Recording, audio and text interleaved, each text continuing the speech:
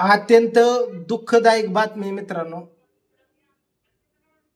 आमच्या बरोबर तुम्ही ते मॅडम बघत असताय, राणे बघत असताय. तर त्यांचा अचानक मला कॉल आला, भावडे कुठे? म्हणलं हाय की, म्हणलं पडदिसने आपल्याला जायचंय कुठतरी. पण तो त्याला कॉल कर, 4 चाकी गाडी घे. म्हणलं झालं काय, तू ये तर म्हणले आधी. पांडूला कॉल केला, म्हणलं कुठे? म्हणलं हाय बारामती, घरी ये म्हणलं, जायचंय कुठतरी. गाडीत बसलो. अहो सांगा तर कुठं जायचं? अरे तू चल तर. गाडीत बसल्यानंतर राणी थोडी रडत होती. म्हणलं कुठं? म्हणले अरे मामाची मुलगी वारली, एक्सपायर झाली, देव आज्ञा झाली तिला. वय किती होतं? 21 ते 22. लगीन झालं का? नाही. थोडं विशेष वाटतं की मला पण 2 लेकी त्या पाठीव पुटीव. अशी वेळ कोणा येऊ नाही, पण त्यामध्ये ना एक प्रसंग घडलेला मला तुम्हाला सांगायचा आहे. झालं ते अतिशय दुःख झालं, आणि माणसं गेल्यानंतर लय आठवणी त्या काढू काढू रडतात. तिथला प्रसंग काय होता, आणि म्हणजे तरुण मुलगी बिगर लग्नाची तर वारल्यानंतर तिचं कशा संग लगीन लावत्यात ती समजा मी तिथं बघितलं. असं पण असतं का? म्हणजे कदाचित तुम्हाला माहिती असतं ना, आपण काय जास्त कधी बघितलं नाही, पण तुम्हाला विचारतो मी. मग आम्ही इथून जाताना मग ती सांगायला लागले, राणी बाबा तिला बिर्याणी आवडायची, लास्टची बिर्याणी आम्ही ह्या ठिकाणी केलती, चुलीवर केलती. आणि ती म्हणायची म्हाताऱ्या माणसांची लय आवड तिला असे त्या मुलीला. बरं कशाने वारली ती पण सांगतो, कसं कसं झालं. आणि मग जाता जाता हे तिच्या आठवणी निघायला लागल्या गाडीमध्ये. म्हणजे 4 चाकीत बसलो, मॅडम, राणी, मी, आम्ही. वेळ होती संध्याकाळची 8 वाजता, 7:30ला. आम्हाला 70 ते 80 किलोमीटर पोचायचं होतं. पुण्याहून ती तुम्हाला सांगतो बॉडी निघाली होती. कदाचित ते आमच्या पाठीमागे 10 किलोमीटर असन, आम्ही पुढं असन. काही व्यक्ती पुढं, समजा प्रसंग, तिची बहीण, तिचा भाव, आई वडील सकाळ धरणं रडत असतील घरचे. गाडी बरोबर त्यांचे चुलते मालते होते कोण. आमची गाडी निघाली. त्या मुली जी गेली, एक्सपायर झाली, तिची आठवणी चालू आहेत. तिला हे आवडायचं, ते आवडायचं, गळ्यात पडायची, फोटो काढत होती. तिचं शिक्षण बंद केलं होतं. पण शिक्षण का बंद केलं होतं? तिचं दुखत होतं म्हणून. ग्रॅज्युएट केलं वडिलांनी एवढं शिकून. असं बोल गप्पा हाणत अचानक तिच्या घर आलेलं सुद्धा माहित नाही. तर गाडी लावायचे, तुम्हाला सांगतो आपली गाडी रातच्याला असं प्रकाश वगैरे पुढं असा फोकस, आणि समधी माणसं बसलेली, कोण तिकडे डिगाव, कोण इकडं तिकडं, अंधार पडलाय, आणि त्यांचं घर आतमध्ये तिकडं वेगळं लेडीज. मग माझी गाडी तुम्हाला सांगतो आत घातली, वर नेली, लावली, पार्किंग केली, लॉक केली. आम्ही उतरलो. ज्या ठिकाणी गेलो त्या ठिकाणी तुम्हाला सांगतो माणसातनं गेलो, समधी बसले होते. आणि तिथं एवढं कळलं, खेडे गावात आणि शहरमध्ये लय फरक आहे. आपल्या शहरामध्ये कोण व्यक्ती वारलं तर शेजारचा सुद्धा येत नाही, वरनं बिल्डिंग वरून बघतात असं कसं चालू आहे, काय काय, कोण येत नाही. एक खांदेकरीन तुम्हाला सांगतो एक 20 लोक असतात. अहो खेडेगावात मी बघितलं, गोळ्या मिळाल्याने आनंदाने गाव नांदतं. अहो अख्खं गाव एवढ्या रातचं 10:30ला मयत झाली, अख्खं गाव तुम्हाला सांगतो तिथं गाव झाडून आलं. एवढी लोक होती, हितनं ते तिथवर लागलेली, समधी सुखा दुःखामध्ये असतात एकामेकाच्या. बाहेर वाटलं ते एवढं पब्लिक बघून मला. म्हणजे त्यांनी ते आई वडील तेवढे हे असतात, त्यांनी माणसं तेवढे कमावली. चांगला मोठा घराणा तुम्हाला सांगतो, घरी पेरूची बाग, तीन रानामध्ये तिला आज्ञा दिली. पण तिथला प्रसंग सांगतो, तिथं गेलो आम्ही, तर काही लेडीज रडत होता. मी बघितलं समजा वायामध्ये तिची बहीण होती, त्या बहिणीला धरलं होतं दोघा ठिकाणी, नुसतं रडायची. ताई तू मला सोडून इतक्या लवकर गेली का, आता नव्हतं जायचं वगैरे, रडून पिकळून गेलती. तिच्या भावापाशी 1-2-3 त्याचा मित्र होतं, तो तिकडं रडत होता. आई तर तुम्हाला सांगतो हंबरडा पुढं होती. असा हा प्रसंग होता तुम्हाला सांगतो ना. आम्ही तिथं आमची एंट्री झाली, मॅडम राणी पुढे जाऊन बसल्या. त्यांना बघून तर काय अजून रडायला लागलं, तू आता आली का, तुझ्याकडे आलते की मुक्कामाला वगैरे, असं चालू होतं. मला ते काय प्रसंग वेगळाच वाटला. उठलो, साईडला जाऊन बसलो, माणसं पाक लांब गेलो, असं उचलून टाकल्यानं व्हायला लागलं. तिथं काही आठवायला लागलं. आणि बरेच पब्लिक गावकर वाट बघत होते. 9:30 पावणे 10च्या दरम्यान तुम्हाला सांगतो एक पुढं गाडी आली आणि त्या गाडीतनं तुम्हाला सांगतो तिची आई वगैरे समधी उतरली. म्हणजे दवाखान्यात होते ती पुण्याला. कशामुळं काय झालं ते पण सांगतो. आणि गाडीतनं उतरल्यानंतर माणसं लागली ओरडायला हे ते. तेवढं लगे पाठीमागनं ॲम्ब्युलन्स आली. ॲम्ब्युलन्समधनं तिला काढलं. मग बघा माणूस मेल्यानंतर तिचं नाव सुद्धा राहत नाही. माणसाने कधीच घमंड करू नये. मेल्यानंतर स्वतःचं नाव आडनाव इस्टेट लांब कपडातच नाही, बॉडी सुद्धा शरीर घेऊन जात नाही वर. त्याचं नाव लगेच चेंज होतंय बॉडी म्हणून माणसाचं नाव काढून. म्हणून माणसाने त्यावेळेला तो प्रसंग बघून असं वाटलं जीवनात काय नाही, शरीरासारखं मौल्यवान कुठलीच वस्तू नाही. माणसाने समद्यांना हसून खेळून बोलून राहावं, कोणी कोणाला चितू नाही. प्रत्येकाचं सुख बघून आपण त्यात आनंदी व्हावं आपलं म्हणून.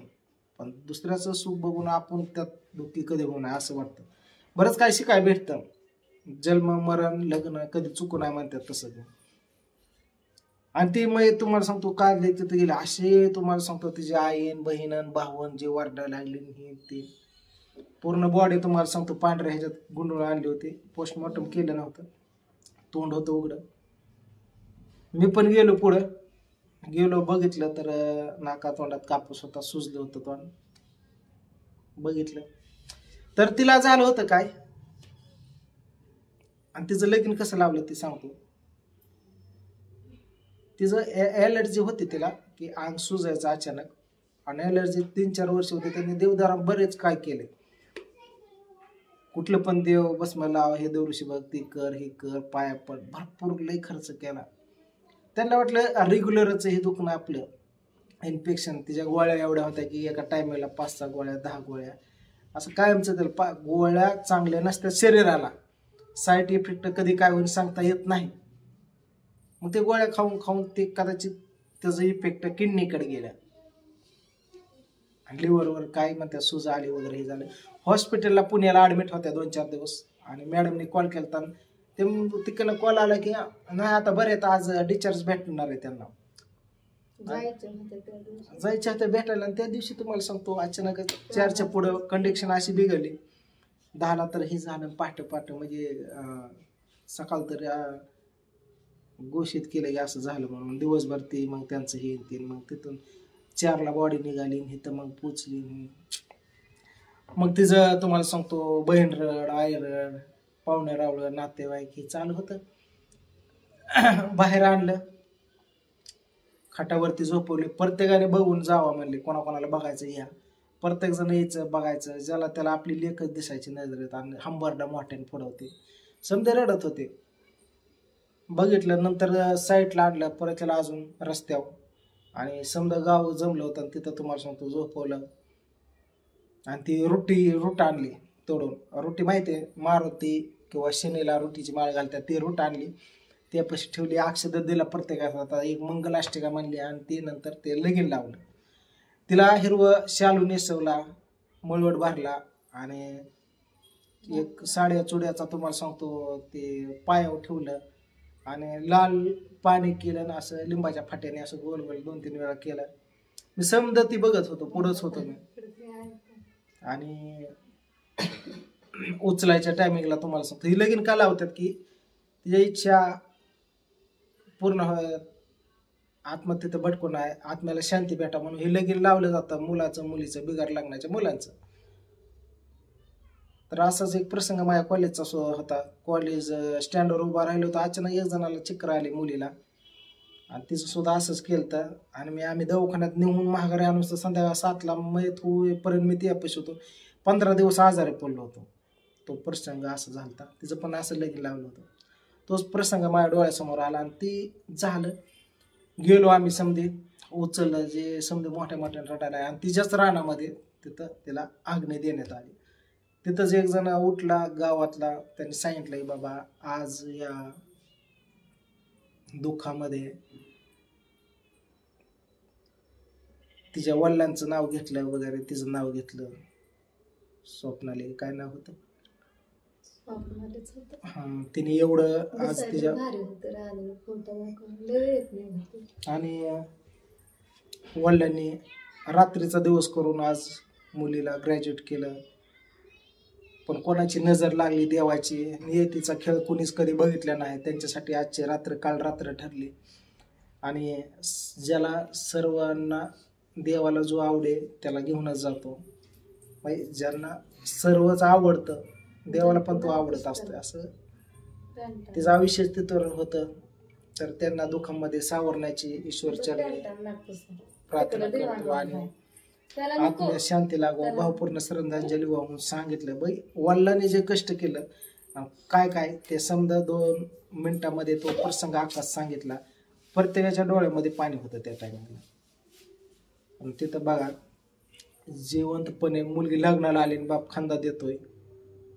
पोरगी तिकडे रडते बारकी, पोरगा इकडे रडतोय, बायको समोर रडते, पोरीला आग्ने. काय प्रसंग असेल त्यावेळेला बापाला पण रडू असतंय. पण बाप कसा असतोय माहिती आहे ना, कधी दाखवत नसतोय. समजा आतून रडत असतोय हे कोणाला दिसत नाही. कुटुंबाची जबाबदारी असते. बापाने धीर सोडला तर अख्खी समजा डासळत असतंय माहिती आहे. म्हणजे मटकं असतंय, एक गाडगं दुसरं गाडगं असं रचणत असते. एका खालच्या धीर सोडला तर समजा डासळ ते बाप असतो खाली मजबूत एवढं ज्यांना कधी दाखवत नाही काय. तेव्हा खाल्लं नेट असतं तेव्हा वरचं शिखरावर आपली पोरं असते ते अख्खं जग बघत असते ती. तेव्हा खाली नेट असं असतंय तो बापाचा हातात. मग तो नुसता आवरतो समजा दिसत होतं. मग ते झालं वगैरे आलो गाडीत परत त्याला बसलो आणि त्यांना कसं तरी सावरलं आणि आलो आम्ही. आल्यानंतर रातच याने पाणी तापून ठेवलं होतं. 1 वाजताच आंघोळ करत होतो मी बाहेर. 1ला आंघोळ केली. आता इथं अकॅडमीच्या पोरीत आमच्या शेजारी मस्त असतं कॉलवर चालू. ह्यांना 1 वाजता 1:30 वाजल्या कळत नाही कॉल चालू असतात. इथं बसतात तिथं बसतात. या पुढं ग्राउंडच आहे आपल्या इथं. 1000-1500 पोरी तिथं अकॅडमीला. लय अकॅडमीत सारखे आमच्याच वाट्यावर इकडं दारात असतात. आणि मी 1 वाजताच आंघोळ करत बघून 2-3 पोरी तुम्हाला सांग हिकडं आली ती कॉलवर आंघोळ करताना बघून जी चिंगाट अशी पळाली. विचारून इकडं फिरकलेलं नाही. रातच कोण आंघोळ करतं मला बाहेर. दिलला ती पण लय बिहायला तुम्हाला सांगतो पळून गेल्या. असो जे झालं ते अतिशय दुःख झालं. आणि मॅडमला येत होतं तर मी धीर देत होतो जाऊ दे असं तसं. पण हे असं प्रसंग होतात. बेकार असतं. आयुष्य सुंदर आहे फक्त कसं जगायचं ते आपल्या हातात आहे. किती स्वार्थपणा पैसा पाणी तू झिरो आहे सारं. फक्त प्रत्येक दिवसाला तोंड द्यायचं आणि प्रत्येक दिवसाला दुःखाचं रूपांतर आनंदात करायचं सुखामध्ये आणि दिवस मस्तपैकी जगून घ्यायचा. पुन्हा आयुष्य नाही. मनुष्य जन्म हा एकदाच म्हणतात. बाकी जन्म 100 वेळा येतं 10-10 वेळा. मनुष्य जन्म एवढं तुम्हाला सांगू आयुष्य पण कोणाला नाही. तर असं असतंय. पहिलं जीवन असतंय तुम्हाला सांगतो त्या वाघासारखं बारके लेकरासारखं कुत्र्यासारखं ही ती अशी चलत राहतं. असो आपल्याकडून पण पूर्ण यूट्यूब फॅमिलीकडनं आमच्याकडनं ते ताईला भावपूर्ण श्रद्धांजली. त्या आत्म्यास शांती लागो. आता जायचं आहे पुढल्या शनिवारी 13वा-10वा इथंच आहे. तर आम्ही जाणार आहे. जो प्रसंग झाला तो तुम्हाला मी सांगितलं.